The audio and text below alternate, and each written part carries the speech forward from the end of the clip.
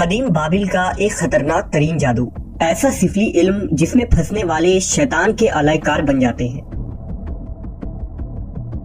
اس جادو کا تعلق فرعون سے کیسے جا ملتا ہے؟ آج کے دور میں میڈیا، انٹرنیٹ اور فلم انڈسٹری اس جادو کے زیر اثر کیوں ہو چکی ہے، اور یہ جادو لوگوں کو اس رنگین دنیا میں کیسے پھنسا دیتی ہے؟ اس ویڈیو میں ہم جادو کے سب سے قدیم اور خطرناک ترین قسم یعنی قبالہ جادو کے پر اسرار تاریخ کو جانیں گے۔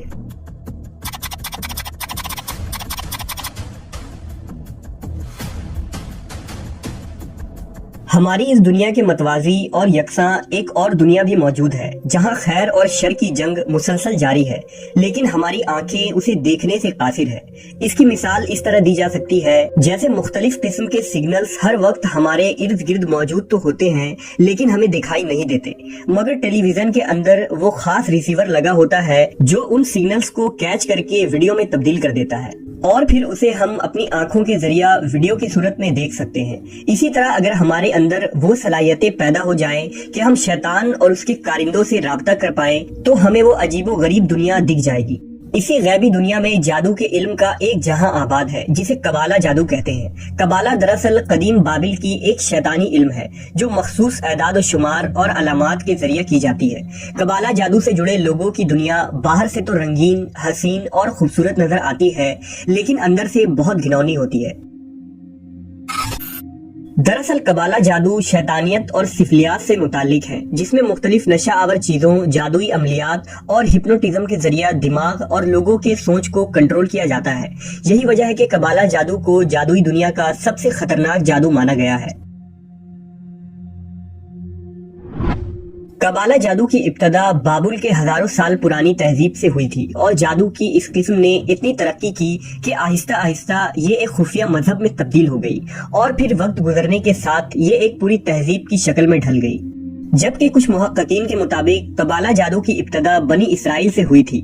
تاریخ کے مطابق جب یعقوب علیہ السلام کے فرزند حضرت یوسف علیہ السلام کو مصر کی حکومت عطا کی گئی تو آپ نے اپنے تمام بھائیوں اور رشتہ داروں کو مصر بلا لیا، اور یہ لوگ یہاں آ کر آباد ہو گئے۔ اس زمانے میں مصر کے لوگ جادو کے فن میں کمال رکھتے تھے۔ یہاں لوگ قبالہ نامی جادو کے علم کے ذریعہ ہر ناممکن اور ناقابل یقین کام کو سر انجام دیا کرتے تھے۔ مثلا حضرت موسیٰ علیہ السلام کے دور میں فرعون مصر کے دربار میں موجود وہ جادوگر جنہوں نے حضرت موسیٰ سے مقابلہ کیا تھا، یہ لوگ بھی قبالہ جادو کے ماہر تھے۔ اسی طرح گوسالہ پرستی اور اپنے جادو سے لوگوں کو شرک میں مبتلا کرنے والا سامری جادوگر بھی اسی قبالہ جادو کا استعمال کیا کرتا تھا۔ اسی طرح نمرود اور فرعون کے وہ درباری کاہن اور نجومی جنہوں نے انہیں یہ بتایا تھا کہ ایک بچہ ایسا پیدا ہونے والا ہے جو ان کی سلطنت کے خاتمے کا سبب بنے گا، یہ پیشن گوئی بھی قبالہ جادو کے ذریعے ہی کی گئی تھی۔ لیکن ایک وقت ایسا آیا کہ حضرت موسیٰ علیہ السلام کو اللہ نے حکم دیا کہ وہ اپنے قوم یعنی بنی اسرائیل کو لے کر فلسطین کی طرف ہجرت کر جائیں۔ لہٰذا حضرت موسیٰ بنی اسرائیل کو سمندر کے راستے نجات دلوا کر مصر سے نکل گئے، اور فرعون اپنے لشکر سمیت سمندر میں غرق ہو گیا۔ حضرت موسیٰ بنی اسرائیل کے ساتھ فلسطین میں آباد ہو چکے تھے۔ چونکہ بنی اسرائیل نے مصر میں کئی برس گزارے تھے اور قوم فرعون میں رہے تھے، اس لیے ان کے اندر بھی غرور و تکبر، ماہر جادوگروں کا علم اور دنیا پر حکمرانی کے حربے آ گئی تھی۔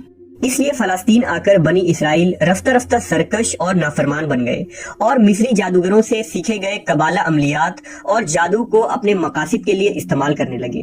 بنی اسرائیل نے جادو میں مصری جادوگروں سے بھی زیادہ مہارت حاصل کر لی، اور اسے اپنے دشمنوں اور مخالفوں کو نقصان پہنچانے کے لیے استعمال کیا۔ یہاں تک کہ حضرت سلیمان علیہ السلام کا دور آیا۔ اللہ نے آپ کو عظیم الشان سلطنت کے علاوہ جنات پر بھی حکومت عطا فرمائی تھی، لہٰذا جب حضرت سلیمان کی وفات ہوئی تو بنی اسرائیل کے قبالہ جادوگروں نے لوگوں کو ورگلانا اور بہکانا شروع کر دیا، اور انہیں بتایا کہ نعوذ باللہ سلیمان علیہ السلام کے پاس قبالہ جادو کا علم تھا جس کے ذریعے وہ جنات کو اپنے قابو میں کر لیا کرتے تھے۔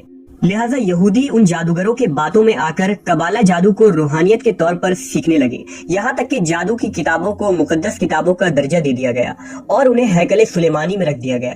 مسلسل اللہ کی نافرمانیوں کی وجہ سے اس قوم پر اللہ کا عذاب نازل ہوا اور یہودی ریاستوں پر بخت نصر اور ٹائٹس رومی نے 2 تباہ کن حملے کیے، جس میں ہیکل سلیمانی مکمل طور پر تباہ ہو گیا، لاکھوں یہودی قتل عام کیے گئے اور جو زندہ بچے وہ مجبوراً فلسطین چھوڑ کر دوسرے علاقوں میں ہجرت کر گئے۔ ان تاریخی واقعات اور جنگوں کے درمیان قبالہ جادو کی وہ تمام کتابیں ہیکل سلیمانی کے ملبوں تلے کہیں دب کر رہ گئیں۔ لیکن پھر 18ویں صدی میں ان بچے کچے یہودیوں نے مل کر ایک تنظیم کی بنیاد رکھی جس کا نام نائٹ ٹیمپلرز رکھا گیا۔ اس تنظیم کا مقصد ہیکل سلیمانی کے ملبے تلے موجود جادوئی کتابوں کو تلاش کرنا تھا، اور یہ لوگ نہایت شاطرانہ انداز سے اس میں کامیاب بھی ہو گئے، جن میں قبالہ جادو اور پر اسرار رسومات کا تمام علم تھا۔ ان سب کتابوں کو حاصل کر کے ان کی غیر معمولی طاقتوں کا فائدہ اٹھا کر دنیا پر حکمرانی کرنا ان نائٹ ٹیمپلرز کا مقصد تھا۔ یہ لوگ عیسائیوں کے ساتھ مل کر صلیبی جنگوں میں بھی شامل ہوتے رہے اور خود کو انہی کا حصہ یعنی عیسائی ظاہر کر کے دنیا پر حکمرانی کے خواب دیکھتے رہے، مگر سلطان صلاح الدین ایوبی جیسے مسلم حکمراں کے ہوتے ہوئے ان کے یہ ناپاک عزائم کامیاب نہ ہو سکے۔ چنانچہ جب عیسائیوں کو ان نائٹ ٹیمپلرز کے یہودی ہونے کا پتہ چلا تو انہیں قتل کرنا شروع کر دیا گیا، جس کے بعد مجبور ہو کر یہ نائٹ ٹیمپلرز اسکاٹ لینڈ ہجرت کر گئے اور پھر آہستہ آہستہ وہاں سے اپنا اثر و رسوخ پورے برطانیہ تک پھیلا دیا۔ بہت جلد ہی یہ لوگ دنیا کے تمام وسائل پر قابض ہونا شروع ہو گئے، یہاں تک کہ جائیداد، قلعوں، جاگیروں اور دنیا بھر کے تمام وسائل پر ان کا قبضہ ہو گیا۔ یہ تنظیم دنیا بھر کے تربیت یافتہ اور تجربہ کار لوگوں پر مشتمل ہو گئی۔ اس تنظیم کا سربراہ گرینڈ ماسٹر کہلاتا ہے اور ان کے نائب ماسٹر کہلاتے ہیں۔ گرینڈ ماسٹر کا حکم ان کے لیے خدا کا درجہ رکھتا ہے۔ ان نائٹ ٹیمپلرز نے ہی یورپ میں سود کی ابتدا کی اور اس طرح بینکنگ سسٹم کی شروعات ہوئی۔ جدید دور کی خفیہ تنظیم یعنی ایلیومیناٹی اور فری میشنز انہی نائٹ ٹیمپلرز کی شاخیں ہیں۔ کہا جاتا ہے کہ دنیا کے مکمل آبادی میں سے صرف 1% ایلیومیناٹی موجود ہے، جو کہ دنیا کے امیر ترین لوگ ہیں، اور یہ 13 بلڈ لائنز یعنی خاندان ہیں جو نسل در نسل شیطان کی پوجا کرتے چلے آ رہے ہیں۔ یہ لوگ دنیا بھر کے فائنینشل سسٹم اور ریزرو بینک کے مالک ہیں اور 80 سے 90% وسائل پر ان کا ہی قبضہ ہے۔ پس پردہ ان کے مقاصد شیطان کو پروموٹ کرنا ہوتا ہے۔ ان کا طریقہ کار یہی ہے کہ اپنی فیلڈ کے مشہور شخصیات کو اپنے دائرے میں ایک حد تک شامل کرتے ہیں اور پھر اپنے ہی لوگوں کو عوام کے درمیان مشہور کیا جاتا ہے اور وہ لوگوں کے دلوں میں گھر کر جاتے ہیں۔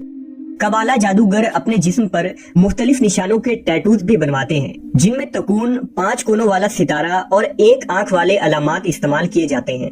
قبالہ جادوگر اکثر ایسے لوگوں کو اپنا اعلیٰ بناتے ہیں جو مشہور شخصیات کے فہرست میں شامل ہوں۔ آج کے دور میں ٹیلی ویژن پر کچھ بڑے بڑے سیلیبریٹیز جو دل لبھاتے نظر آتے ہیں وہ بھی اسی قبالہ سسٹم کے تحت چل رہے ہیں۔ یہی وجہ ہے کہ آج انہیں کوئی گناہ نہیں لگتا۔ بے پردگی اور بے حیائی انہی چمکتے ہوئے ستاروں کی وجہ سے عام کی جاتی ہیں۔ لوگ اپنے دین و مذہب پر عمل کرنے کے بجائے ان اسٹارز کے نقش قدم پر چلتے دکھائی دیتے ہیں۔ کئی موویز، ڈانس اور گانے قبالہ جادو کی مدد سے ہی ترتیب دیے جاتے ہیں۔ یہی وجہ ہے کہ جب لوگ اسے سنتے ہیں تو اس قدر مگن ہو جاتے ہیں کہ انہیں دنیا کی کوئی خبر ہی نہیں رہتی۔ انہی میوزک کے ذریعہ لوگوں کے ذہن میں قبالہ کے اثرات سرایت کی جاتی ہے اور لوگ بڑی آسانی سے اس جادو کے شکار ہو جاتے ہیں۔ ان گانوں میں بے حیائی، بے شرمی، فحاشی، کفر، شرک، یہاں تک کہ شیطان کی پوجا تک کی باتیں ہوتی ہیں، جو لوگ بغیر سمجھے اور بغیر غور کیے اسے 24 گھنٹے سنتے ہیں اور اس کے اثر میں گرفتار ہو جاتے ہیں۔ اس کے علاوہ سوشل میڈیا پر موجود پوسٹ، ریلز اور بے شمار مواد ایسے موجود ہیں جن کا مقصد ہی یوزرز کو خدا سے دور اور شیطان اور اس کے پیروکار سے مزید قریب کر دینا ہے۔ انہیں اپنی زندگی پر غور و فکر اور زندگی کے مقصد پر سوچنے کے بجائے گھنٹوں فضولیات پر وقت کا ضائع کروانا ہے۔ گناہوں کی جال میں پھنسا کر انہیں اس قدر مصروف کر دینا ہے کہ وہ شیطان کے اعلیٰ کار بن کر موت اور اس کے بعد کی زندگی تک کو بھول جائیں، جو ایک تلخ حقیقت ہے۔ آج یہ قبالسٹ جو میڈیا پر بھی پوری طرح کنٹرول رکھتے ہیں، وہ دنیا میں رونما ہونے والے حالات کو ہمیں اس طرح دکھاتے ہیں جیسے شیطان کے یہ پیروکار ہمیں دکھانا چاہتے ہیں۔ آج حال یہ ہے کہ خود مسلمان توہم پرست بن کر قرآن و حدیث سے دور ہو چکا ہے، جبکہ شیطان کے ہر شر اور چالوں کا حل قرآن کریم میں موجود ہے۔ لیکن ہر کمال کو ایک دن زوال ضرور ہے۔ بہت جلد یہ تمام فتنے اپنے اختتام کو پہنچنے والی ہے۔